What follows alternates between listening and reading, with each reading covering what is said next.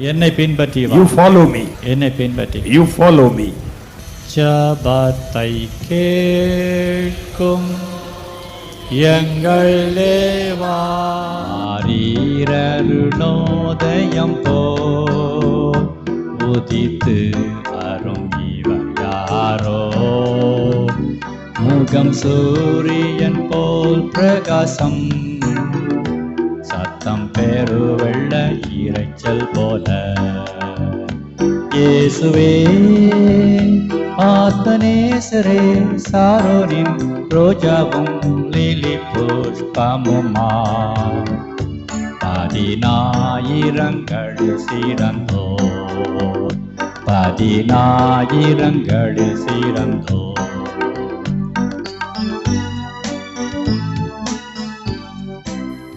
இந்த நாளிலும் என்னோடு கூட சாலமோனின் உன்னத பாட்டு 1ஆம் அதிகாரம் 16-17 வசனங்களை நீங்கள் என்னோடு கூட எடுத்துக்கொள்ளுங்கள். சாலமோனின் உன்னத பாட்டு 1ஆம் அதிகாரம் 16-17 வசனங்களை நான் உங்களுக்காய் வாசிக்கிறேன். நீர் ரூபமுள்ளவர் என் நேசரே, நீர் இன்பமானவர், நம்முடைய மஞ்சம் பசுமையானது, நம்முடைய வீட்டின் உத்தரங்கள் கேதுரு மரம், நம்முடைய மச்சு தேவதாரு மரம். 2ஆம் அதிகாரம் 1 வசனத்தையும் நான் வாசிக்கிறேன். நான் சாரோனின் ரோஜாவும் பள்ளத்தாக்குகளின் லீலி புஷ்பமுமாய் இருக்கிறேன். கர்த்தருடைய நாமம் மகிமைப்படுவதாக. மணவாட்டி மணவாளனை பார்த்து பேசுகிற ஒரு வார்த்தையை தான் நாம் இந்த வசனங்களிலே பார்க்கிறோம். 2ஆம் அதிகாரம் 1 வசனத்தோடு கூட சொல்லப்படுகின்ற தொடர்ச்சியாய் வருகிறதனாலே நான் அந்த தொடர்ச்சியும் உங்களுக்கு நான் படித்தேன். கர்த்தருடைய நாமம் மகிமைப்படுவதாக. 15வது வசனத்திலே மணவாளன் மணவாட்டியை பார்த்து, என் பிரியமே நீ ரூபவதி, நீ ரூபவதி, உன் கண்கள் புறா கண்கள் என்று சொன்ன உடனே இப்பொழுது மணவாட்டி மணவாளனை பார்த்து சொல்லுகிறார், நீர் ரூபமுள்ளவர் என் நேசரே, நீர் இன்பமானவர், நம்முடைய மஞ்சம் பசுமையானது, நம்முடைய வீட்டின் உத்தரங்கள் கேதுரு மரம், நம்முடைய மச்சு தேவதாரு மரம். நீங்கள் இந்த 1 வசனத்தோடு சேர்த்து நீங்கள் படிப்பீர்களானால் மணவாட்டி மணவாளனை பற்றின காரியங்களை குறித்து ஒரு 7 காரியங்களை அல்லது 8 காரியங்களை அவர்கள் சொல்லுகிறார்கள். நீங்கள் ஒவ்வொன்றாய் நீங்கள் இதில் பார்க்கும் பொழுது, முதலாவது மணவாட்டி மணவாளனை பார்த்து சொல்லுகிறார், நீர் ரூபம் உள்ளவர் என்ற ஒரு வார்த்தையை சொல்லுகிறாள். 2ஆவதாக என் நேசரே என்ற வார்த்தையை அவள் பயன்படுத்துகிறாள். 3ஆவதாக நீர் இன்பமானவர் என்ற ஒரு வார்த்தை சொல்லப்படுகின்றது. 4ஆவதாக நம்முடைய மஞ்சம் என்கின்ற ஒரு வார்த்தை இங்கே சொல்லப்படுகிறது. 5ஆவதாக நம்முடைய வீட்டின் உத்தரங்கள் என்ற ஒரு வார்த்தை பயன்படுத்தப்படுகிறது. நம்முடைய வீட்டின் உத்தரங்கள். 6ஆவதாக நம்முடைய மச்சு என்று வேதம் சொல்லுகிறது, நம்முடைய மச்சு. 7ஆவதாக நான் சாரோனின் ரோஜா என்ற ஒரு வார்த்தையும், 8ஆவதாக நான் பள்ளத்தாக்கின் லீலி புஷ்பம் என்ற ஒரு வார்த்தையும் வருகிறது. இந்த 8 காரியங்களையும் மணவாட்டி மணவாளன் என் பிரியமே சொன்னதற்கு பின்பாக மணவாட்டி இந்த 8 காரியங்களையும் மணவாளனுக்கு முன்பாக அவள் சொல்லுகிறாள். நாம் இதை ஒவ்வொன்றாய் நாம் கவனிக்கத்தக்கதாய் முதலாவது நாம் எடுத்துக்கொள்ளமே. மணவாட்டி மணவாளனை பார்த்து சொல்லுகிற ஒரு வார்த்தை என்னவென்று சொன்னால், நீர் ரூபமுள்ளவர் என்ற ஒரு வார்த்தை. ஆங்கிலத்திலே த வாட் ஃபேர் என்ற வார்த்தையும், த வாட் ஹேண்ட்சம் என்கின்ற ஒரு வார்த்தையும், த வாட் பியூட்டிஃபுல் என்கின்ற ஒரு வார்த்தையும் 3 வார்த்தைகளாய் சொல்லப்படுகிறது. இந்த 3ஐயும் சேர்த்து தமிழில் ரொம்ப அழகாய் ரூபமுள்ளவர் என்ற ஒரு வார்த்தை இங்கே கொடுக்கப்படுகின்றது. மணவாட்டி மணவாளனை பார்த்து சொல்லுகிறார், நீர் ரூபமுள்ளவர் என்கின்ற ஒரு வார்த்தை. நான் இன்றைக்கு மத்தியானம் இதை வாசிக்கும் பொழுது ஆச்சரியமாக இருந்தது எனக்கு. ஒரு மணவாட்டி மணவாளனை பார்த்து இங்கிலீஷில் சொன்ன மாதிரி நீர் அழகுள்ளவர் அப்படின்னு சொல்லலாம், பியூட்டிஃபுல். ஹேண்ட்சம் அப்படின்ற ஒரு வார்த்தைக்கு ஈர்க்கத்தக்கவர், உண்மை பார்த்த உடனே கவர்ந்து கொள்ளத்தக்கதா ஈர்க்கத்தக்கதானவர்.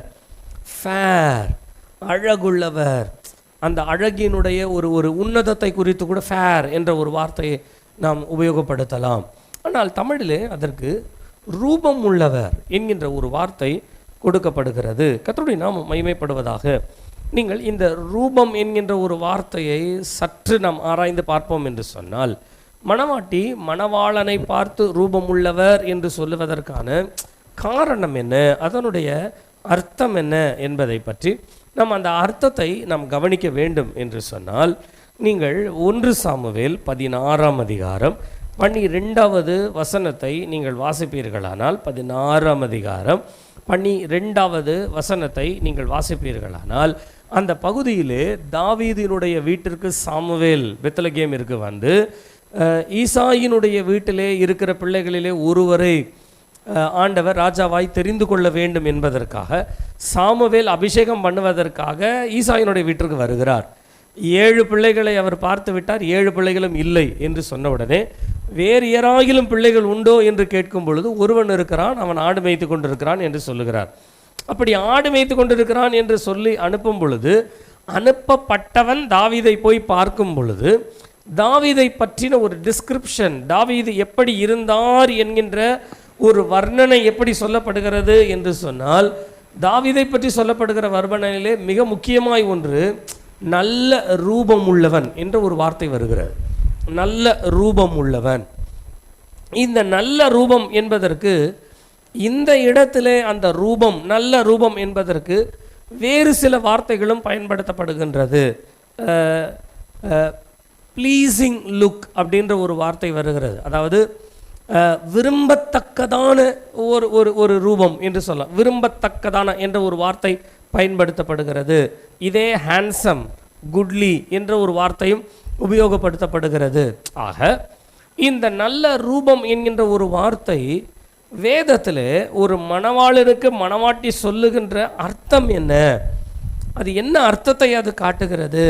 இப்போ நம்ம பிள்ளைகள்லாம் நல்லா ட்ரெஸ் பண்ணிட்டு வந்தாங்க அப்படின்னு சொன்னால், நல்லா இருக்குது தம்பி, ஸ்டைலாக இருக்குது, பார்க்க நல்லா இருக்கிற அப்படின்னு நம்ம சாதாரணமாக சில வார்த்தைகளை நம்ம சொல்கிறோம். ஒரு மணவாளன் மணவாட்டியை பார்த்து சொல்லும் பொழுது, அல்லது மணவாட்டி மணவாளனை பார்த்து சொல்லும் பொழுது, இங்கே மணவாளனை பார்த்து நல்ல ரூபம் என்கின்ற ஒரு வார்த்தை உபயோகப்படுத்துவதற்கு காரணம் என்னவென்று சொன்னால், கர்த்தருடைய நாமம் மகிமைப்படுவதாக. ஒரு முறை மணவாட்டி இந்த மணவாளனை பார்த்து விட்ட பின்பு வேறு யாரையும் பார்க்க தீர்மானிக்காதபடிக்கு அவரையே விரும்புகிற ஒரு விருப்பத்திற்கு தான் இந்த வார்த்தை சொல்லப்படுகிறது. நான் திரும்பவுமாய் சொல்லுகிறேன், மணவாட்டி மணவாளனை ஒரு முறை கண்ட பின்பு, மணவாளனை சரியாய் அறிந்து கொண்ட பின்பு, மணவாளனை அவள் கவனித்த பின்பு வேறு யாரையுமே திரும்பி பார்க்காதபடிக்கு, வேறு ஒரு இடத்திலே அவளுடைய கவனம் போகக்கூடாதபடிக்கு அவளுடைய எண்ணம், அவளுடைய பார்வை, அவளுடைய கவனம் எல்லாம் மணவாளனிடத்திலேயே இருக்கின்ற ஒரு சாயலை தான் இங்கே மணவாட்டி சொல்லுகிறார். அவர் ரூபம் உள்ளவர், அவர் ரூபம் உள்ளவர். கர்த்தருடைய நாமம் மகிமைப்படுவதாக. ஆவிக்குரிய வாழ்க்கையிலே சொல்லுகிறேன், ஒரு சபை, தேவனுடைய மணவாட்டி ஆகிய ஒரு சபை மணவாளனை தரிசிக்கிற ஒரு தரிசனம் இருக்கும் என்று சொன்னால், இந்த மணவாட்டி மணவாளனை தவிர்த்து வேறு ஒன்றை விரும்பவே மாட்டாள். இந்த உலகத்திலே வேறு ஒரு விருப்பமோ, வேறொரு ஆசையோ, அல்லது வேறொரு காரியத்திற்கு தன்னுடைய கவனத்தை செலுத்துவதோ என்று சொல்லப்படுகின்ற வேறொரு இடத்திற்கு கவனம் போகக்கூடாதபடிக்கு மணவாளன் மேலேயே இருக்கும். ஆனால் இன்றைக்கு மணவாட்டி ஆகிய சபை இன்றைக்கு உலகத்திற்கு ஏற்ற மாதிரி, உலகத்திற்குரிய காரியங்களுக்கு ஏற்ற மாதிரி வெவ்வேறு விதங்களிலே தங்களை மாற்றிக்கொள்வதற்கு காரணம் என்னவென்று சொன்னால், மணவாளனுடைய உண்மையான ரூபம் மணவாட்டிக்கு தெரியவில்லை. மணவாட்டிக்கு தெரியவில்லை. ஒரு மணவாளன் எப்படி இருப்பார் என்பதை மணவாட்டி அறிந்து கொள்வாளே. ஆனால் மணவாட்டி மணவாளனுக்கு ஏற்றது போலவே அதையே நோக்கி இருப்பாளே ஒழிய வேறொரு காரியத்தை நோக்க மாட்டாள். நம்ம அதனால தான் மணவாளனாகிய இயேசு கிறிஸ்துவை, நம்முடைய ஆண்டவரை, இந்த ஹீரோ ஸ்டைல் அப்படின்ற வார்த்தையெல்லாம் நம்ம யூஸ் பண்ண மாட்டோம். சரிங்களா? இயேசு கிறிஸ்து ஒரு ஹீரோ அப்படின்ற ஒரு வார்த்தையெல்லாம் நம்ம யூஸ் பண்ண மாட்டோம். நேசர், உன்னதமானவர், அப்படிலாம் பிப்ளிக்கல் வேர்டை நம்ம யூஸ் பண்ணிக்கிறோமே ஒழிய நேரடியாக அவர் வந்து ஒரு ஹீரோ, என்னுடைய ஒரு என்ன சொல்கிறது, கதாநாயகன், நாயகன் அப்படின்னு கூட பைபிளில் இருக்குது. கதாநாயகன் அப்படின்ற ஒரு வார்த்தைலாம் நம்ம வந்து யூஸ் பண்ண மாட்டோம். ஏன் அப்படின்னு சொன்னால் இதையெல்லாம் தாண்டி அவரை நேசிக்கிற ஒரு நேசம் உண்டு. ஒரு சாதாரண வார்த்தையிலே சொல்லப்படுவது அல்ல. ஹீரோன்னு சொன்னால் நிறைய ஹீரோஸ் வராங்க, வின்னர்னு சொன்னால் ஒவ்வொரு வருஷத்துக்கும் ஒரு வின்னர் வருவாங்க. ஆனால் நம்முடைய ஆண்டவர் வந்து இருக்கிறவராகவே இருக்கிறவர். அப்படின்னா இதெல்லாம் மாறிக்கொண்டே காலங்களுக்கு ஏற்றது போல மாறுதல் அடையும். ஆனால் மாறுதல் அடையாத ஒரு காரியத்தை, மணவாளனுடைய சாயலை, ரூபத்தை, அல்லது மணவாளனை கண்ட ஒரு மணவாட்டி அந்த அட்ராக்ஷனை விட்டுட்டு அவள் வேற எங்கேயுமே திரும்ப மாட்டான். இன்னைக்கு உலகத்தில் இருக்கிற அட்ராக்ஷன் தான் சபைக்கு புதிதாய் மாறுகிறதே ஒழிய, மணவாளனை அட்ராக்ட் பண்ணுற ஒரு அட்ராக்ஷன் என்பது மணவாட்டி ஆகிய சபைக்கு இல்லை. ஏன் என்று சொன்னால் மணவாளனை ரூபத்தை, மணவாளனுடைய ரூபத்தை கண்ட ஒரு தரிசனம் என்பது இன்றைக்கு மணவாட்டிக்கு கிடையாது. மணவாட்டிக்கு கிடையாது. நான் உங்களுக்கு புரிகிற மாதிரி ஒரு சின்ன ஒரு சம்பவத்தை நான் உங்களுக்கு சொல்கிறேனே, புரிந்து கொள்வதற்காக சொல்லுகிறேன். உலகத்திலே நாம் வேலை செய்கிறோம், சம்பாதிக்கிறோம், சேர்த்து வைக்கிறோம், வீடு வாங்குகிறோம், அந்தந்த நாட்களுக்கு செய்ய வேண்டிய கடமைகள் எல்லாம் நாம் செய்கிறோம். இவைகள் எல்லாவற்றிலும் தேவன் நம்மோடு கூட இருக்கிறார் என்பது உண்மை. ஆனால் ஒரு பணத்தினுடைய பெருக்கம் தேவன் நமக்கு கொடுக்குற ஆசீர்வாதம் என்று நாம் நினைக்கக்கூடாது. பணம் ஒரு ஆசீர்வாதம் என்று நினைக்கக்கூடாது. பணம் நமக்கு தேவன் கொடுத்திருக்கின்ற ஒரு உபயோகம். That's all. It's an usage. It's not our blessing. It's an usage. நம்ம உபயோகப்படுத்தி கொள்ளும்படியாய் நமக்கு கொடுக்கப்பட்டது.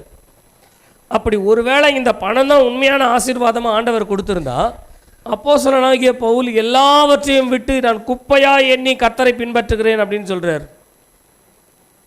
அப்போ உண்மையாகவே அது வந்து ஆசீர்வாதமாக இருந்திருந்ததுன்னா ஆண்டவர் என்ன சொல்லியிருப்பாரு? பவுலே, நீ ரட்சிக்கப்பட்ட சரிதான், முதல்ல உன் வீட்டுக்கு போய் உன் சொத்து, உன் பணம்லாம் எவ்வளோ இருக்கோ அதை எல்லாத்தையும் நீ என்ன பண்ணு, ஒரு மூட்டை கட்டி நீ ஊழியத்துக்கு கொண்டு வா, நம்ம நிறைய ஊழியம் செய்யலாம் அப்படின்னு ஆண்டவர் சொல்லியிருப்பாரு. அப்படியானால் நம்ம புரிந்து கொள்ளணும், உபயோகம், உலகத்திலே தேவைப்படுகிற உபயோகம் ஒன்று உண்டு. ஆனால் ஆசீர்வாதம் என்பது வேறு. இந்த உலகத்திலே நாம் கவனிக்கிற கவனிப்பு என்பது உண்டு. ஆனால் இந்த உலகத்தில் உள்ளவைகளை பார்க்கிலும் கவனிக்கத்தக்கதான ஒரு நேசருடைய ரூபம், சாயல் என்பது நமக்குள்ளே இருக்க வேண்டும். இந்த ஒரு கடினமான மனம் என்று கூட நான் சொல்லுகிறேனே, அல்லது திருப்ப முடியாத அல்லது மாற்ற முடியாத அந்த ரூபத்தை கண்டவர்கள் மற்ற ரூபத்தை பார்க்கவே முடியாது என்று சொல்லத்தக்கதாய் தன்னுடைய இருதயத்தை, தன்னுடைய மனதை மாற்றாமல் மணவாளன் மேலேயே இருக்கிற ஒரு நோக்கம் என்று சொல்லும் பொழுது, நான் வேதத்திலே அதற்கு ஒரு 2 உதாரணங்களை நான் சொல்லுகிறேன் புரிந்து கொள்வதற்காக. ஏனென்றால் இது மணவாளன் மணவாட்டியினுடைய நேசம் என்று சொல்லும் பொழுது அதற்கு ஏதாகிலும் ஒரு இடங்களிலே சில உதாரணங்களை வைத்து தான் நாம் அதை விளக்க முடியுமே ஒழிய, இதை நேரடியாய் மணவாளன் மணவாட்டி என்கின்ற இடத்திலிருந்து நாம் அதை விளக்கி சொல்ல முடியாது. ஒரு 2 சம்பவங்கள் நீங்கள் வேதத்திலே வாசிப்பீர்களானால், எலிசாவினுடைய வாழ்க்கையிலே நடந்த ஒரு சம்பவமும் ரூத்தினுடைய வாழ்க்கையிலே நடந்த ஒரு சம்பவமும் நான் இன்றைக்கு மத்தியத்தில் வாசிக்கும் பொழுது என்னுடைய மனதிலே கர்த்தர் கொண்டு வந்தார். இந்த எலிசாவும் எலியாவினிடத்தில் அவரை பின்பற்றுகிறதை விட்டு விடுவதை குறித்து பேசவே வேண்டாம் என்ற அளவிற்கு அவரை பின்பற்றுவதிலே மிகவும் வைராக்கியமாக இருக்கிறார். அதே போல் நகோமி ரூத்தினிடத்தில் சொல்கிறாங்க, நீங்கள் உங்கள் வீட்டுக்கு போய் நீ சந்தோஷமாக இருமா, நீ ஏன் கூட வந்து கஷ்டப்படணும் அப்படின்னும் பொழுது, உம்மைதான் பின்பற்றுவேன், மரித்தாலும் உம்மோடு கூட தான் நான் மரிப்பேன் என்கின்ற நிலையிலே வைராக்கியமாய் பேசுகிறார். இவங்க 2 பேருடைய வாழ்க்கையில் இருக்கிற வைராக்கியத்தை நாம் கவனிப்போம் என்று சொன்னால், அவர்கள் ஏதோ ஒன்றை கவனித்து விட்டார்கள், அதிலிருந்து அவர்கள் மனதை திருப்பாதபடிக்கு அதன் மேல் முழு கவனத்தையும் அவர்கள் செலுத்துகிறார்கள். நம்ம சம்பவத்திற்கு போவோமே.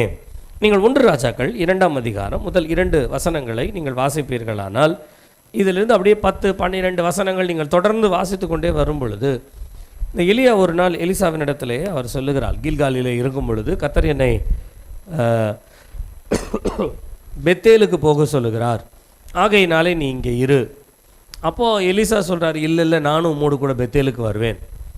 பெத்தேலுக்கு போன உடனே அந்த பெத்தேலிருந்து எலியா சொல்லுகிறார், கர்த்தர் என்னை எரிகோவுக்கு போக சொல்லுகிறார், நான் எரிகோவுக்கு போகிறேன், நீ இங்கே இரு. இல்லை நான் உண்மைதான் பின்பற்றி வருவேன். எரிகோவுக்கு போன உடனே யோர்தானுக்கு கர்த்தர் போக சொல்லுகிறார் அப்படின்னு சொல்லும் பொழுது, இல்லை நான் முன்னே தான் வருவேன். இதற்கிடையிலே எலிசாவிற்கு நிறைய பிரச்சனைகள். இந்த எரிகோவில் உள்ள தீர்க்கதரிசிகள்லாம் வந்து சொல்கிறாங்க, இன்றைக்கு உம்முடைய எஜமானனை தேவன் எடுத்துக்கொள்ள போகிறார் தெரியுமா அப்படின்னு சொன்ன உடனே எலிசா சொல்கிறாரு, தெரியும், சும்மா இருங்க, நீ சும்மா அவங்க வேலையை பாருங்கள், எனக்கு அது தெரியும். அப்படின்னா அவங்க வந்து என்ன சொல்ல வராங்கன்னா, அவர் போய் சேர போகிறாரு, நீ உன் வேலையை பாரு, நீ எதுக்கு அவரையே பின்பற்றிட்டு இருக்க அப்படின்ற மாதிரி அவங்க அவரை தவிர்க்க செய்யும்படியாய் சில வழிகளை சொல்லுகிறார்கள். ஆனால் எலிசா சொல்கிறாரு, முடியாது, உங்கள் வேலையை நீங்கள் பாருங்கள், நான் அவரை பின்பற்றுவேன். நீங்கள் யோசித்து பாருங்களேன், அவரை பின்பற்றி பின்பற்றி பின்பற்றி போகிறார். அப்படி பின்பற்றி போகும்போது கடைசியாக இந்த யோர்தானுடைய கடந்து வந்த பிறகு அவங்க எலியா கேட்குறாரு, நீ என்னை பின்பற்றி வருகிறையே, உனக்கு என்ன வேணும் அப்படின்னு கேட்குறாரு. அப்போ அவர் சொல்கிறார், உம்மிடத்தில் இருக்கிற அபிஷேகம் வல்லமையை எனக்கு இரட்டத்தனையாய் தர வேண்டும்.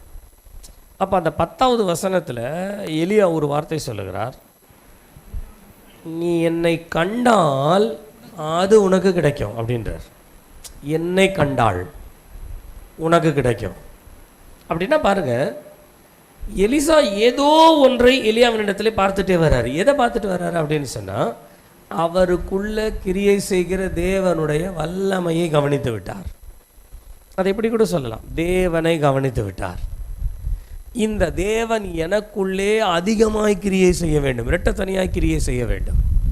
அப்போது தேவன் எலியாவோடு கூட இருக்கிறார் என்பதை கண்டவுடனே இந்த எலிசாவிற்கு எந்தெந்த ஆலோசனைகள் யார் யாரெல்லாம் ஆலோசனை கொடுத்து என்னென்ன காரியங்களாம் செஞ்சாலும் சரி, அவருடைய கண்ணு எலியா விட்டு அவர் எடுக்கவே இல்லை.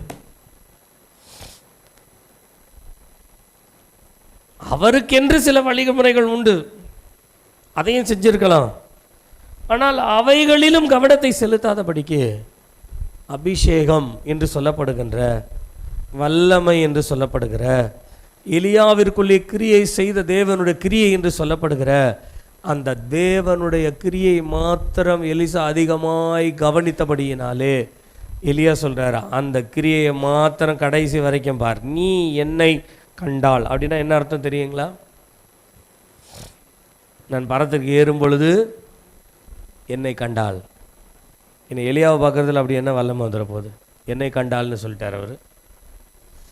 நீ என்னை கண்டால் அந்த வல்லமை உனக்கு கிடைக்கும் அப்படின்னா நீ என்னை பாரு.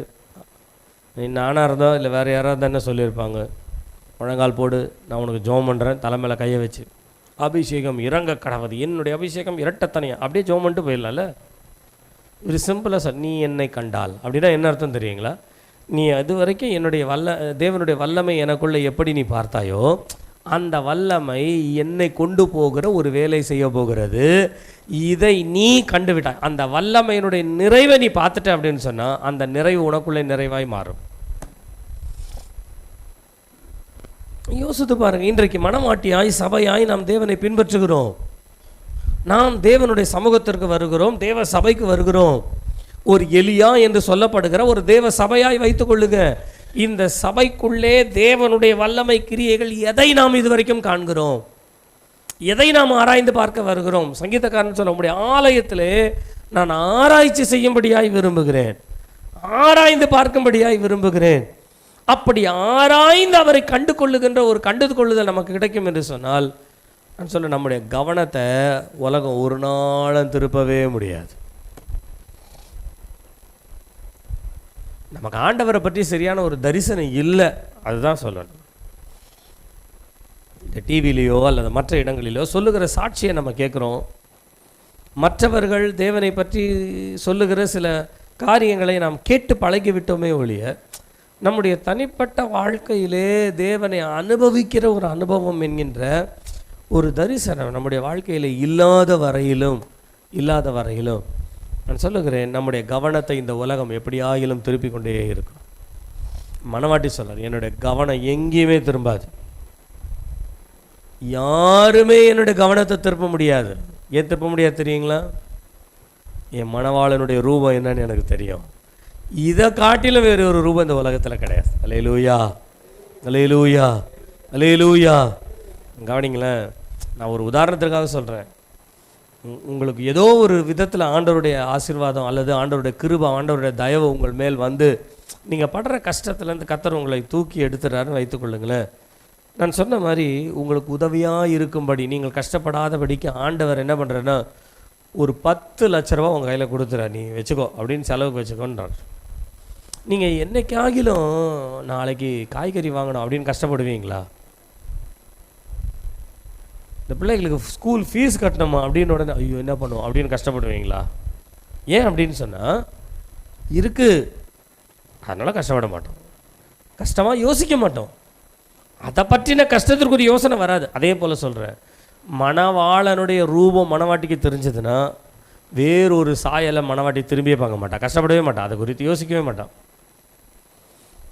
நீங்கள் இன்னொரு சம்பவத்தை கூட இந்த ரூத்தின் புத்தகத்தில் வாசிக்கும் பொழுது நமக்கு நன்றாய் தெரியும்.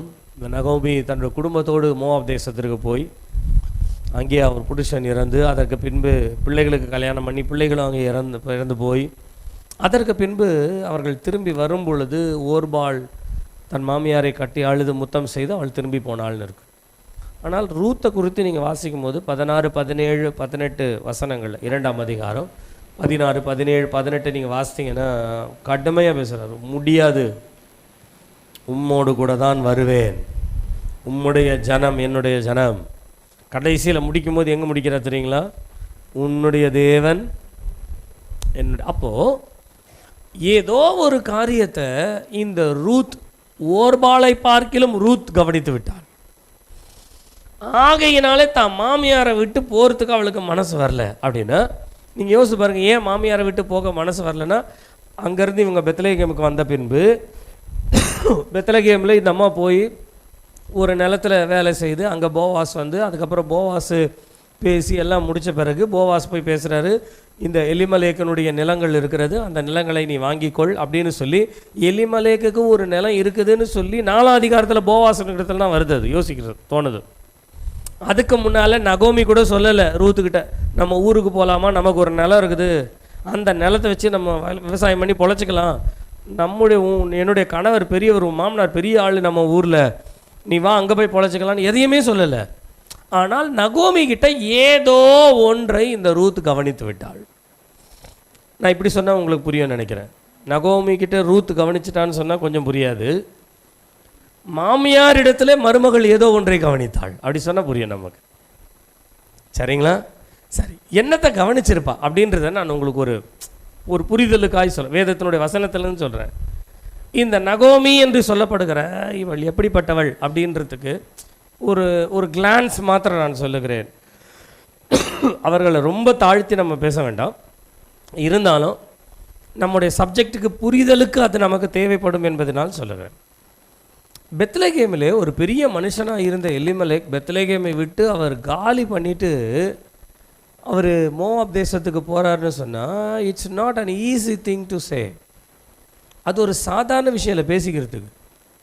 போவாஸ் எப்படி ஒரு பெரிய மனுஷனோ, போவாஸினுடைய குடும்பம் எப்படி ஒரு பெரிய குடும்பமோ, மதிக்கத்தக்கதான ஒரு குடும்பமோ, அதை போல் எலிமலேக்கினுடைய குடும்பம் ஒரு மதிக்கத்தக்கதான ஒரு குடும்பம், சொத்துக்கள் நிறைந்த வசதிகள் நிறைந்தவர்கள். அதனால தான் அந்த அம்மா தைரியமாக ஊரை காலி பண்ணிட்டு போகிறேன் அப்படின்னு அந்த அம்மா போகிறாங்களே ஒழிய, ஏதோ ஏழ்மையில் பஞ்சத்தில் எப்படியாவது நம்ம போயிடுவோம் அப்படின்றதுலாம் கிடையாது. நல்ல வசதி உள்ளவர்கள். வசதி உள்ளவர்களில் மிக முக்கியமாக நான் உங்களுக்கு ஒரு காரியம் சொல்கிறேன், நல்லா புரிஞ்சுக்கோங்க. மோவாப் என்பது இஸ்ரவேலுக்கு அருவருப்பானது. மோவாபிலே போய் ஒருவர் தங்குகிறார்கள் என்று சொன்னால் இஸ்ரவேலர் அதற்குள்ளே போகவே மாட்டார்கள். ஏனென்றால் நமக்கு என்னாகமத்தில் நல்லாவே தெரியும், மோவாபியர்களோடு கலந்ததினாலே தான் இஸ்ரவேலர்களை தேவன் அழித்து போட்டார் என்று. அப்போ அங்கே போனால் நம்ம அழிஞ்சிருவோம் அப்படின்றது எலிமலேக்கு நல்லா தெரியும். ஆனால் தெரிஞ்சும் அவர் எப்படியோ போய் மோவாப் தேசத்தில் குடியிருந்தார்னு சொன்னால் நான் இப்படி விசுவாசிக்கிறேன் அல்லது இப்படி இருக்கோன்றது யூகிக்கிறேன். பட் அது சரித்திரத்தில் எப்படின்றது எனக்கு தெரியல. பஞ்சம் வந்துருச்சு, பஞ்ச காலத்தில் ஒன்றும் பண்ண முடியாது. 2 ஆண் பிள்ளைங்க இருக்காங்க. இந்த 2 ஆண் பிள்ளைங்க பஞ்ச காலத்தில் பசி எடுக்குதுன்னு கேட்டால் உடனே தாய் என்ன பண்ணும் சொல்லுங்கள்? உடனே எலிமலைகள் பசங்க வந்து வேணும்னு கேட்குறாங்க. இப்போ ஒன்றுமே இல்லை, என்ன செய்கிறது, நம்ம இப்படியே இருக்குதான். அப்போ அவர் சொல்லுவார், ஆண்டவர் நம்மளை வந்து இப்படி தான் இருக்கணும்னு சொன்னானா இருப்போமா அப்படின்னு நீங்கள் உங்கள் வீட்டில் சொல்லி பாருங்கள் எப்படி இருக்கணும். புருஷ மனைவியாக இருக்கிறவங்க வீட்டில் ஒரு நாள் சாப்பாடு இல்லை, அரிசி கிடையாது. அரிசி இல்லைன்னும் போது மனைவி வந்து சொல்லுவேன், இப்போ காலையில் பிள்ளைங்க ஸ்கூலுக்கு போனோம், அது இதுன்னு வேலை இருக்குது, என்ன ஒன்றுமே இல்லை, நீங்கள் இப்படி அமைதியாக இருந்தால் என்ன அர்த்தம் அப்படின்னு கேட்குறாங்கன்னு வச்சுக்கோங்களேன். அப்போ நீங்கள் சொல்லுங்கள், ஆண்டவர் இருக்கிறாரம்மா, ஆண்டவர் நமக்கு செய்வார், நாம் ஜெபிப்போம் அப்படின்னு சொல்ல முடியுமா உங்களால்? அதே மாதிரி தான் நகோமி ஊரை காலி பண்ணி போயிருப்பாங்க. எலிமலை காலை பேச முடியாது, பேச முடியாத அளவிற்கு இந்த அம்மா காலி பண்ணி தான் கொண்டு போயிருப்பாங்கன்றத நான் யூகிக்கிறேன், இருக்கலாம். ஏன் அப்படின்னு சொன்னால், இந்த எலிமலைக்கனுடைய ஃபேமிலி நீங்கள் எடுத்துக்கொள்ளுங்களேன். இந்த போவாஸ் ஒரு முறை இந்த கடைசி அதிகாரத்தில் அவரை காட்டிலும் உறவின் முறையிலே நெருங்கின ஒருவன் இருக்கிறான்னு சொல்கிறான். அப்போ அவங்கிட்ட வந்து அவனை அந்த வாசல் பட்டணத்து வாசல் ஓய் இங்கே வரும் அப்படின்னு கூப்பிட்டு சொல்கிறாரு, இந்த எலிமலேக்கனுடைய நிலம் இருக்குதான், அந்த நிலத்தை நகோமி விற்கிறாங்க, ஒன்று நீர் அதை வாங்கலாம், நீர் அதற்கு உரிமைகிறார், இல்லை என்றால் நான் அதை வாங்கலாம். ஒன்று நீ வாங்கணும், இல்லை நான் வாங்கணும். ஒருவேளை நீர் வாங்கலைன்னா சொல்ல, நான் அதை எடுத்துக்கொள்கிறேன் அப்படின்னு உடனே அவர் சொல்ல, நான் வாங்கிக்கிறேன் அப்படின்றார். அப்போ ரெண்டாவது அடுத்த ஒரு வார்த்தை போடுறாரு, நீர் அந்த நிலத்தை எலிமலேக்கனுடைய நிலத்தை வாங்கும் பொழுது அவனுடைய குமாரர்களுடைய சந்ததியை காப்பாற்றணும், அந்த ஜீனியாலஜி நீ காப்பாற்றணுன்றதுக்காக நீ இன்னொன்று செய்யணும், நீ மக்லோனுடைய மனைவியாகிய ரூத்தை நீ மோவாபிய ஸ்திரியை கல்யாணம் பண்ணிக்கணும்னு உடனே அவன் டக்குன்னு என்ன பண்ணுறான், என்னுடைய சுதந்திரத்தை நான் கெடுக்காதபடிக்கு எனக்கு இது வேண்டாம். அவன் சொன்ன வார்த்தையை பார்த்தீங்களா, என்னுடைய சுதந்திரத்தை நான் கெடுக்காதபடிக்கு. அப்படின்னா மோவாபி என் வீட்டுக்கு வந்தால் எனக்கு அசுத்தம், அது நான் தொடமாட்டேன் அப்படின்னு நினைக்கிற ஒரு குடும்பத்திலிருந்து இவங்க மோவாப் தேசத்துக்கே போய் குடியிருப்பாங்கன்னு சொன்னால் அதை ஏற்றுக்கொள்ள முடியுமா நம்மளால்? அப்போது இந்த எலிமலேக்கை யாரோ புஷ் பண்ணியிருக்கிறாங்க.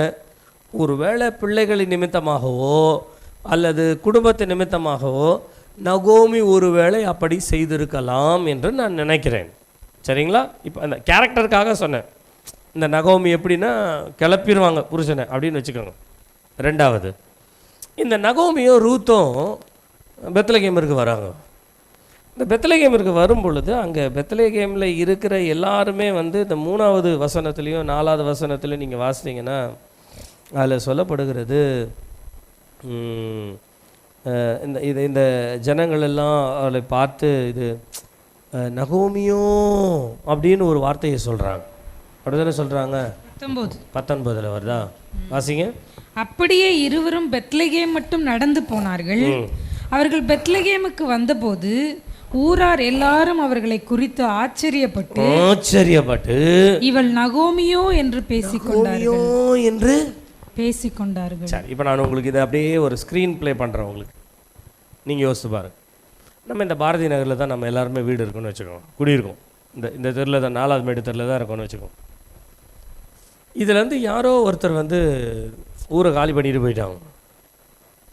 சரிங்களா? யாரோ ஒருத்தர் ஊரை காலி பண்ணிட்டு போயாச்சு. திரும்பி அவங்க எல்லாத்தையும் இழந்து, சொத்துக்கள் எல்லாம் இழந்து, பிள்ளை குட்டி எல்லாரையும் இழந்து அவங்க வந்து தனிமையாக திரும்ப இந்த ஊருக்கு வராங்க, நடந்து வராங்க. இந்த ரோட்டில் அப்படி நடந்து வரும் பொழுது நீங்கள் என்ன பண்ணுவீங்க? இந்த கனி வந்து இந்திராவை பார்த்து, ஓ இவர்கள் தான் அவர்களோ அப்படின்னு பேசுகிறாங்க. உடனே இந்த ரெஜி வந்து அமதா கிட்ட போய், இவர்கள் தான் அவர்களோ இப்படி பேசிக்கிட்டே இருந்தால் என்ன அர்த்தம்? யாராவது போய் என்னம்மா இப்படி வந்திருக்கிறேன்னு கேட்கணும்ல. புரியுதுங்களா? ஏன் நகோமி இப்படி வந்தான்னு ஒருத்தருமே கேள்வி கேட்கலையே. உனக்கு என்ன ஆச்சு நகோமின்னு ஒருத்தரும் கேள்வி கேட்கலையே. நகோமியோ அப்படின்னா என்ன அர்த்தம் தெரியுங்களா? இந்த தெருவில் இந்த அம்மா ஆடாத ஆட்டெல்லாம் ஆடி இருக்கிறாங்க. இதுக்கிட்ட போய் ஏதாவது வாயை கொடுத்தோன்னு வச்சுக்கோங்க, இது திரும்பி நம்ம மேலே எரிஞ்சு விழுன்றதுக்காக தூரமாக நின்று நகோமியோன்னு பேசிகிட்டே போக வேண்டியதான். நம்ம ஊர்லலாம் இருக்காங்களே ஒரு சிலர்லாம், நீங்கள் பரிதாபப்பட்டு என்னாச்சுன்னு கேளுங்களேன், ஏன்டா கேட்டேன்னு ஆயிரும். அப்படி வச்சுக்கோங்க. நகோமியோன்னு விசாரிக்கிறவங்க, என்ன நகோமி உனக்கு என்னமாச்சு, ஏன் தனியாக வர, எங்கே உன் புருஷன், எங்க உன் பிள்ளைங்க, எங்க இதுனா நீ நடந்து வர, நீ இந்த ஊரில் எவ்வளோ பெரிய ஆள், நீனா இப்படி நடந்து என்ன ஆச்சு உனக்கு அப்படின்னு ஒருத்தரை கூட ஊரில் கேட்க. இதெல்லாம் ஊரே சொந்தம் சொல்ல போனால். நீங்கள் வந்து அதை ஆப்போசிட்டாக நினச்சிக்காதீங்க, அப்பா நகோமி எப்படியோ வந்துட்டாடா அப்படின்ற மாதிரி யோசிக்கிறேன். அந்த அந்த ஆங்கிளுக்கு போகாதீங்க, இதை மாத்திரம் யோசிங்க. இப்படி யோசிச்சு பாருங்க, ஒருத்தர் கூட விசாரிக்கலை. சரி, அதையும் தாண்டி நீங்கள் அடுத்த அதிகாரத்துக்கு போனீங்கன்னா இந்த ரூத் நகோமியை பார்த்து சொல்லலாம், நம்ம சாப்பிட்றதுக்கு ஏதாகிலும் தேவை, அதனால் நம்ம என்ன பண்ணுவோம், நான் போய் ஏதாவது வயல்வெளியில் யார்கிட்ட தயவு கிடைக்கிதோ போய் வயல்வெளியிலேருந்து. நீங்கள் யோசிச்சு பாருங்கள், அவங்க அந்த ஊருக்கு வந்திருப்பாங்க, அந்த எலிமலைக்கு அவனுடைய இருக்கிற நிலத்தில் தான் வீடு போட்டிருக்கோம், வேறு எங்கேயும் போயிருக்க முடியாது. வீடு போட்டு யாராவது ஒருத்தி கூட வந்து சோறு சாப்பிட்டியான்னு கூட கேட்டால் கேட்காம வந்திருப்பாங்க. யாருமே கேட்கலையா? கேட்காததுனால ரூத்தே சொல்கிறான், நம்ம இப்படியே உட்கார்ந்துருந்தா வேலைக்கு ஆகாது, நாம் போய். அப்படின்னா நீங்கள் யோசிச்சு பாருங்கள், இந்த நகோமியினுடைய கேரக்டர் எப்படி இருந்திருக்கும் இந்த பெத்லகேமில் அப்படின்னு சொன்னால், ஒருத்தரும் பேச முடியாது, ஒருத்தரும் எதிர்க்க முடியாது, ஒருத்தரும் விசாரிக்க முடியாது. என்ன நகோமி ஏதாவது சாப்பிட்டு, என்ன நான் சோறு தண்ணி இல்லாமல் இருக்கேன் அப்படின்னு ஒரு காலத்தில் கேட்டிருப்பான். அதனால் கேட்குறதுக்கு கூட வீட்டில் சாப்பாடு, என் வீட்டில் நான் ஆள் இல்லையே சாப்பாடு செய்கிறதுக்கு, வேலைக்காரன் இருக்கான், போய் உன் வேலையை பாரு அப்படின்னு வெடுக்குன்னு மடக்குன்னு பேசியிருப்பாங்கன்னு நினைக்கிறேன். ஒருத்தரும் விசாரிக்கலை, ஒருத்தரும் உதவி செய்யலை, ஒன்றுமே இல்லை. இந்த கேரக்டர் எல்லாமே மாமியாருடைய கேரக்டர் மருமகளுக்கு தெரியும். ஒருவேளை இந்த சம்பவங்கள்லாம் தெரியாமல் இருக்கலாம், ஆனால் அந்த குணம்னு ஒன்று தெரியும் இல்லைங்களா, தெரியும். நல்லா கவனிங்க. ஆனாலும் இந்த நகோமியை விட்டு கொடுக்க மாட்டேன் என்று நகோமியை மாத்திரம் பின்பற்றி வருவேன் இவ்வளோ ஆணித்தனமாக அவன் சொல்கிறானா, நிலத்தை பற்றியும் ஒன்றும் கிடையாது, எதிர்காலத்தை பற்றியும் ஒன்றும் கிடையாது, குணமும் சரி கிடையாதுன்னு நல்லா தெரியும். இதெல்லாமும் தெரிஞ்சும் இந்த ரூத் வந்து பிடிவாதமாக வந்து நிற்கிறான். நான் உங்களுக்கு ஏற்கனவே சொல்லியிருக்கேன், ரூத்தினுடைய சரித்திரத்தில் ரூத் யாருன்னு சொன்னால் மோவாப் ராஜாவாகிய எக்லோனுடைய குமாரத்திகள் ஒர்பால் ரூத், ரெண்டு பேருமே சரித்திரத்தில் வரும். அப்போது ஒரு ராஜ வாழ்க்கை இருக்குது, அதனால தான் ஒர்பா திரும்பி போயிட்டா வீட்டுக்கு. இங்கே ஒன்றுமே இல்லைன்னு தெரியும். அதில் இந்த அம்மாவுக்கு அதுக்கு மேலே புத்தி அதிகம், நல்லாவே தெரியும். நீங்கள் 1ஆம் அதிகாரம் 13வது வசனத்தை வாசிங்களேன். அவர்கள் பெரியவர்களாக மட்டும் புருஷருக்கு வாழ்க்கைப்படாதபடிக்கு. நகோமி இது எதை குறித்து சொல்கிறாங்க அப்படின்னு சொன்னால், அவங்க ரெண்டு பேரும் வீட்டுக்கு போங்கன்றாங்க. வீட்டுக்கு போகும்போது சொல்கிறாங்க, எனக்கு நான் ஒரு கல்யாணம் பண்ணி எனக்கு பிள்ளையை பிறந்து அந்த பிள்ளைகள் பெரியவராக மட்டும். சரிங்களா, அதான் அந்த சாப்டர். இப்போ வாசிங்க. அவர்கள் பெரியவர்களாக மட்டும் புருஷருக்கு வாழ்க்கைப்படா நீங்கள் பொறுத்து இருப்பீர்களோ, அது கூடாது.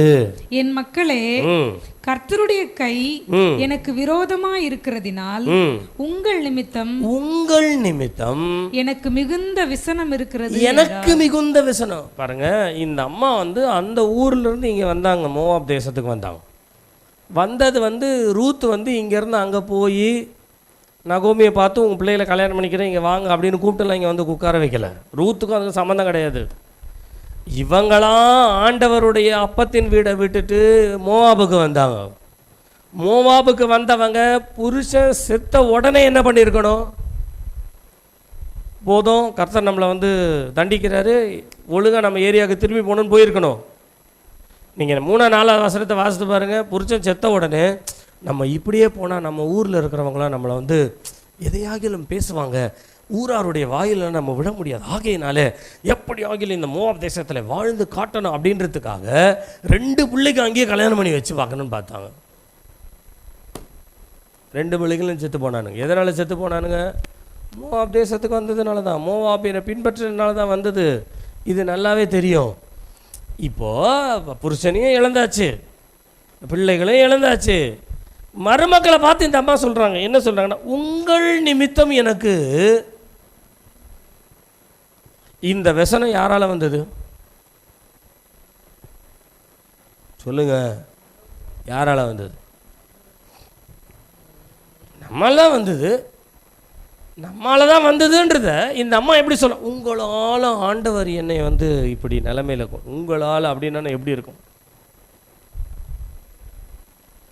நீங்கள் காஃபி ஆற்றிட்டே இருக்கீங்க, பக்கத்தில் வந்து அக்கான்னு கூப்பிட்றாங்க, அப்படியே காஃபி கீழே ஊற்றிட்டீங்க, உடனே உன்னால் காஃபியை கீழே ஊற்றிட்டேன் அப்படின்னா சொல்லுவீங்க. நீங்கள் செய்ய வேண்டிய வேலையை கரெக்டாக செய்யலை, கவனம் செதறதுன்னு அர்த்தம். அப்போது நம்முடைய கவனம் செதறனால் உண்டாகிறது. இங்கே நகோமி எப்படி சொல்கிறாங்கன்னா, உங்களால் ஆண்டவர் வந்து என்னையை தண்டிச்சிட்டார் அப்படின்னா எப்படி இருக்கும் நீங்கள் யோசிச்சு பாருங்கள். இவ்வளோ கேரக்டர் வச்சுருக்குறாங்க. ஆனால் இன்னும் சொல்லப்போனால் இந்த ரூத்தையே குறை சொல்கிறாங்க அப்படின்னும் போது அந்த ரூத் என்ன பண்ணியிருக்கணும்?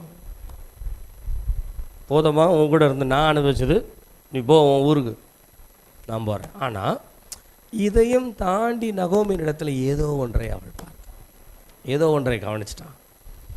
இந்த கவனம் அவளை நகோமியை விட்டு வெளியில் போகாத அளவுக்கு பிடிச்சி வைக்குது. அவங்க அப்பாவினுடைய வசதி, அவங்க வீட்டினுடைய என்ன சொல்கிறது, ராஜரிக குடும்பம், அவர்களுக்கு இருக்கிற இதெல்லாவற்றையும் மறைத்து ஏதோ ஒன்று நகோமிக்கிட்ட இருக்குது, ஏதோ ஒன்று இருக்குது. நீங்கள் யோசித்து பாருங்களேன். நான் பேசிகிட்டு இருக்கும்போது நீங்கள் யோசிப்பீங்க, என்ன தான் இந்த நகோமிக்கிட்ட இருக்குதுன்னு தெரியல. நீங்கள் இந்த வசனங்களை வாசிக்கும் பொழுது 2ஆம் அதிகாரத்தில் நினைக்கிறேன், ஆமாம் இல்லை 1ஆம் அதிகாரத்தில் நீங்கள் வாசிக்கும் பொழுது 11வது வசனத்தையும் 12வது வசனத்தையும் 13வது வசனத்தையும் நீங்கள் வாசிங்கன்னா, இந்த 3 வசனங்களில் நகோமி தன்னுடைய மருமக்களை அழைக்கிற ஒரு அழைப்பு இருக்குது பாருங்கள், அதுதான் எக்ஸலண்ட். அவள் என்னன்னு கூப்பிடுறாங்க அப்படின்னு சொன்னால், என் மக்களே, என் மக்களே. இந்த வார்த்தையை பொதுவாகவே பெற்றோர் நம்ம தென் பக்கத்தில் கொஞ்சம் நாகர்கோவில் சைடில் போனீங்கன்னா அப்படி தான் கூப்பிடுவோம், அந்த சைடில் போனால் அப்படி தான் கூப்பிடும், மக்களே மக்களே தான் கூடும்.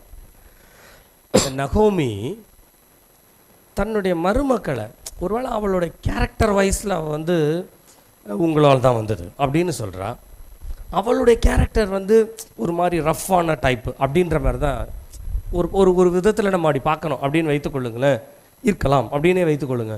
நம்ம அப்படி பார்க்கும் பொழுது ஒரு பக்கம் அந்த ரஃப் கேரக்டர் இருந்தாலும் ஏதோ ஒன்று அவளுக்குள்ளே அவர்களை அழைக்கும் பொழுது, அவளை அறியாமலேயே அவருக்குள்ளே பிள்ளைகளை அழைக்கும் பொழுது, என் மக்களே. நீங்கள் இதே போவாசனிடத்துல இந்த ரூத் போவதற்கு நகோமி வழி சொல்லும் பொழுது என் மகளேன்ற ஒரு வார்த்தை கொண்டு வரான். நான் விசுவாசிக்கிறேன், நான் நினைக்கிறேன், ஒரு மனுஷனுக்குள்ள எத்தனை கெட்ட குணங்கள் இருந்தாலும் தேவனுடைய ஒரே ஒரு சுபாவம் அவனுக்குள்ள இருந்ததுன்னா தேவன் சகலத்தையும் மாற்றுவார்.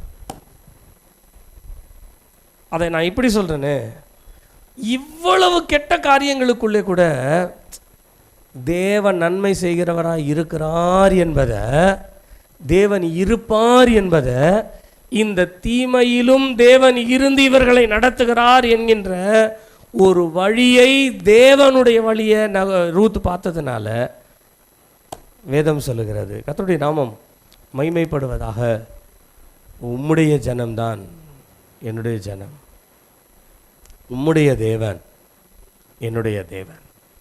கர்த்தருடைய நாமம் மகிமைப்படுவதாக. எனக்கு அருமையான கர்த்தருடைய பிள்ளைகளே, நம்முடைய வாழ்க்கையில் இந்த மணவாளனை பற்றி கொள்ளுகிற ஒரு காரியம் உண்டு.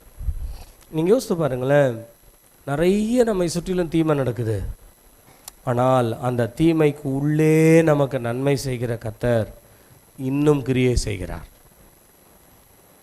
நிறைய நமக்கு விரோதமான காரியங்கள் நடக்குது, ஆனால் அந்த விரோதத்திற்குள்ளேயே கிரியை செய்யும்படியாய் கர்த்தர் நன்மை உண்டாக்குகிற ஒருவர் இருக்கிறார் என்பதை நாம் அறிந்து கொண்டோமானால், இந்த உலகத்தில் அல்லது நம்முடைய குடும்பத்தில் அல்லது நம்முடைய உறவினர்கள் மத்தியில், நம்முடைய சூழ்நிலையில் நாம் நிச்சயமாய் நாம் ஜெயம் பெற முடியும், ஜெயம் பெற முடியும். நம்ம நிறைய கஷ்டங்களையே பார்த்து பழகிட்டோமா, அதுக்குள்ளே இருக்கிற ஒரு நன்மை நமக்கு தெரிய மாட்டேன்து, அதுக்குள்ளே இருக்கிற ஒரு நன்மை தெரியலை.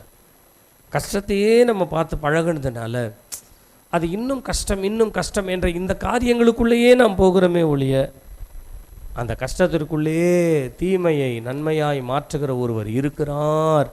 தீமை நன்மையாய் மாறும் என்கின்ற அந்த விசுவாசத்திற்குரிய ஒரு காரியம் இருக்கிறது என்பதை நாம் அதிகமாய் கவனிக்கிறதில்ல. இதை தான் வேதம் சொல்லுகிறது. மணவாட்டி மணவாளனை பார்த்து, நான் ஒரு ரூபத்தை பார்த்து விட்டேன். அந்த ரூபத்தை பார்க்கலாம் இந்த உலகத்தில் எவ்வளவு பெரிய அதுக்கு எதிர்மறையான ரூபமாக இருந்தாலும் அதை பற்றி எனக்கு கவலையே இல்லை. நான் ஒரு ரூபத்தை பார்த்து விட்டேன். என் நேசருடைய ஒரு ரூபத்தை நான் கவனித்து விட்டேன். இந்த மாலை நேரத்தில் கர்த்தர் நம்மோடு கூட பேசுவாராக. அவருடைய ரூபத்தை நான் இதை இப்படி சொல்லுகிறேன்னு, இயேசு கிறிஸ்துவை பற்றின ஒரு தரிசனத்தை பெற்றுக்கொள்ளாமல் உங்களுடைய கிறிஸ்தவ வாழ்க்கையை உங்களால் நிறைவு செய்யவே முடியாது. மணவாளனை பற்றின ஒரு தீர்க்கமான ஒரு தரிசனம் நமக்குள்ளே இல்லாமல் நீங்கள் எங்கே போனாலும் எங்கே வந்தாலும் என்ன செய்தாலும், இப்போ நீங்கள் யோசித்து கொள்ளுங்களேன், கல்யாணம் ஆகாத பெற்றோர் கூட இருக்கும் பொழுது காலையில் வேலைக்கு போகிறவங்க அதோட 11 மணிக்கு வருவாங்க, 12 மணிக்கு வருவாங்க, 1 மணிக்கு வருவாங்க, 2 மணிக்கு வருவாங்க. கேட்டால் எனக்கு வேலை இருக்குது, இங்கே இருக்குது, அங்கே இருக்குது, இது இருக்குது, அது இருக்குது, எல்லாம் பேசிக்கலாம். என்னடா சாப்பிட்டேன், இங்கேயே சாப்பிட்டேன், நானும் அங்கேயே சாப்பிட்டேன், இது இருக்குது, அது ஏதோ ஒன்று சொல்லி காலத்தை தள்ளிக்கிட்டே. கல்யாணம் ஆன பிறகு நீங்கள் பாருங்களேன், கல்யாணம் ஆன பிறகு பாருங்கள், எங்கே போனாலும் கரெக்டாக வீட்டுக்கு வந்து நமக்கே ஆச்சரியமாக இருக்கும். இது எப்படி கரெக்டாக வீட்டுக்கு வருது அப்படின்ற மாதிரி இருக்கும். அப்போது ஏதோ ஒரு காரியம் அவருடைய வாழ்க்கையில் ஒரு புதுமையாய் மாறிவிட்டது, ஒரு பொறுப்பாய் வந்து விட்டது. அவர்கள் தங்களை நிதானிக்க வேண்டும் என்று மாற்றம் வந்தது. இதை போல் சொல்கிற நம்ம ஆவிக்குரிய வாழ்க்கையில் இயேசு கிறிஸ்துவை பற்றின ஒரு தனிப்பட்ட தரிசனம் இல்லாமல் நீங்களும் நானும் ஆவிக்குரிய வாழ்க்கையை ஜெயமாக முடிக்கவே முடியாது. ஏன் அப்படின்னா, நீங்கள் யோசிச்சு பாருங்கள், இயேசு கிறிஸ்து ஒரு தடவை இந்த சாத்தான் பிசாசு மலைக்கு மேலே கொண்டு போய் என்ன பண்ணான்னா நிறுத்தினானா, மலைக்கு மேலே நிறுத்திட்டு என்ன பண்ணா, இந்த ராஜ்யத்தில் உள்ள எல்லாம் சொல்லுங்கள், எல்லா உலகத்தினுடைய சகல மகிமையும் எப்படி காண்பிச்சான்?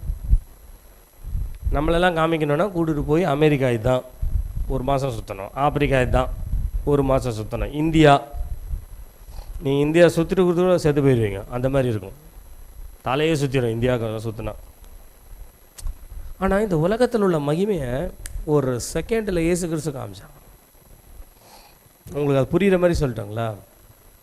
ஒரு முறை ஒரு பாஸ்டர், நம்ம மூத்த போதகர் ஏசியில் ஒரு பாஸ்டர் பிரசங்கம் பண்ணும்போது இப்படி சொன்னாராம், யோசேப்பை பற்றி நம்ம நிறைய காரியங்கள் நம்ம பேசுகிறோம், யோசேப்பை போல அந்த அந்த அந்த அந்த சூழ்நிலை இருக்குது பாருங்கள், அந்த சூழ்நிலை பாவத்திலேருந்து வெளியில் யோசேப்பை போல வெளியில் வரணும். இதெல்லாம் பேசுகிறது கரெக்டாக இருக்கும். யோசேப்புக்கு கிடைச்ச மாதிரி நமக்கு ஒரு சான்ஸ் கிடைச்சதுன்னா எத்தனை பேர் நம்ம அதில் உண்மையாக இருப்போம்?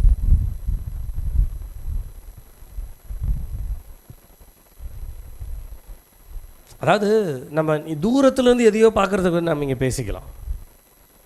ஆனால் அந்த இடத்துக்கு போய் நிற்கும் பொழுது, அந்த சூழ்நிலைக்கு வரும் பொழுது நமக்குள்ளே எவ்வளோ தேவ பலன் இருக்குது அப்படின்றது இன்றைக்கி சொல்கிறேன் நமக்கே தெரிய மாட்டேன்து. உலகத்தில் உள்ள இச்சைகள், கவர்ச்சிகள், உலகத்துடைய காரியங்கள், இதெல்லாம் ஒரு ஸ்லைட்டாக நம்ம பார்த்துட்டாலே போதும், நம்ம ஆவிக்குரிய வாழ்க்கைக்கு வருவோமே.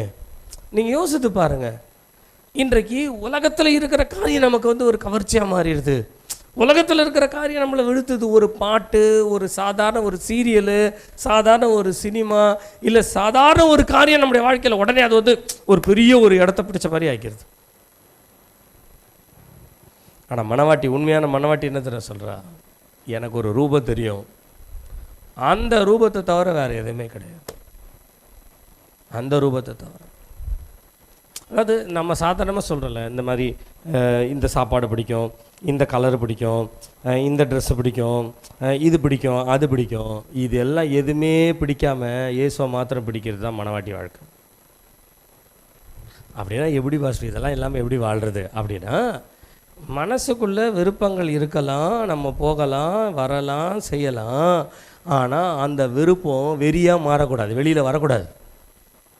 அதை நமக்குள்ளேயே இப்போ நான் சொல்கிறேன்னே, இப்போ முடிஞ்ச உடனே நீங்கள் வீட்டுக்கு போவீங்க.